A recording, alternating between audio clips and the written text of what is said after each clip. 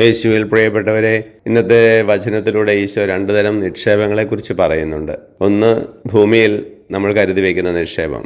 രണ്ട്, സ്വർഗത്തിൽ നമ്മൾ കരുതുന്ന നിക്ഷേപം. ഭൂമിയിലെ നിക്ഷേപം നശ്വരമാണ്.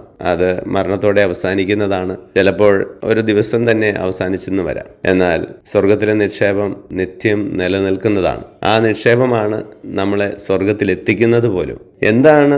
എങ്ങനെയാണ് ഭൂമിയിൽ നിക്ഷേപം ഉണ്ടാകുക, സ്വർഗത്തിൽ നിക്ഷേപം ഉണ്ടാകുക?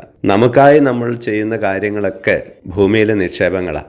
എനിക്ക് വേണ്ടി സമ്പാദിക്കുന്ന കാര്യങ്ങൾ, എനിക്ക് വേണ്ടി ഞാൻ എടുക്കുന്ന അധ്വാനങ്ങൾ എല്ലാം ഭൂമിയിലെ നിക്ഷേപങ്ങളാണ്.